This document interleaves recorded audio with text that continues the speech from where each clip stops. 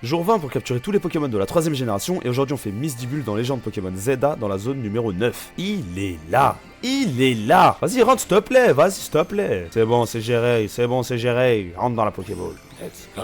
Let's go. Qu'est-ce qu'il est beau, franchement. Misdibule, ça vient de mystifier et de mandibule par rapport à la grosse bouche là qu'il a derrière là, la big bouche là. Ça va? Qu'est-ce qu'il est frais, purée. Incroyable, rien à voir avec Skitchy là, horrible Skitchy là. Alors Misdibule les gars en stratégie c'est vraiment nul.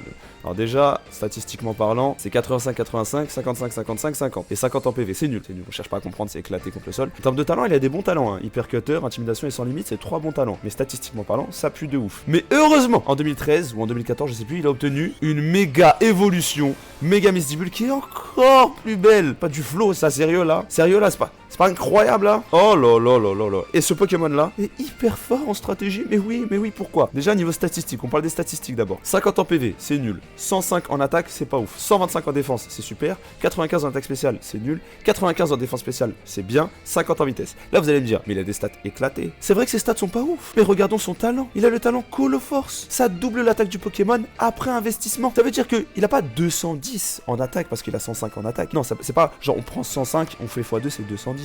Ça marche pas comme ça. C'est x2 après investissement. Ça veut dire que c'est le Pokémon qui tape le plus fort dans le jeu sans objet. C'est lui, il tape le plus fort dans le jeu sans objet. Enfin, pas lui, il a méga, mais t'as capté quoi. C'est vrai qu'il a une vitesse horrible de 50, mais sa méga évolution lui a apporté des bonnes défenses. 125 et 95, c'est vraiment pas mal. C'est juste dommage qu'il ait des PV éclatés de 50. En plus de ça, il a peut-être l'un des meilleurs types défensifs du jeu, acier fée. Résistance normale, plante, glace, psy, ténèbres, fée, vol. Ça s'arrête pas. Double résistance insecte, résistance roche, immunité poison. Pour seulement 2 faiblesses, sol et feu, et seule la faiblesse sol est un peu gênante. Mais qu'est-ce qui est bien aussi dans ce Pokémon Misdibule? Qu'est-ce qui est si bien que ça? C'est que Misdibule a intimidation. Ça veut dire qu'il arrive sur le terrain, il fait intimidation, il baisse l'attaque de l'adversaire. Après intimidation, Misdibule méga évolue, il a une bien meilleure défense, il résiste bien mieux au coup de l'adversaire et peut éteindre la concurrence. Bon, malheureusement, il a pas un move pool incroyable, mais c'est bien suffisant pour ce qu'il fait. En plus, il a l'attaque dans slam, mes frères. Il est vraiment là pour éteindre, hein. C'est vraiment un éteindeur. Bref, vous l'avez compris, j'aime énormément Misdibule. C'est Bouvert. Par contre, c'est fou qu'il s'appelle Pokémon trompeur, hein. C'est une dinguerie ça. Aujourd'hui, je vous lis la description de Méga Misdibule dans Pokémon Ultra Soleil. Ce Pokémon extrêmement agressif agrippe ses proies avec ses 2 mâchoires et les déchiquette de toutes ses forces. Hyper violent. Vraiment, c'est trop violent. Genre, carrément, c'est la violence. Merci à tous d'avoir suivi cette vidéo. Demain, c'est le jour 21 avec Galekid, un Pokémon que j'affectionne. Encore une fois, ciao.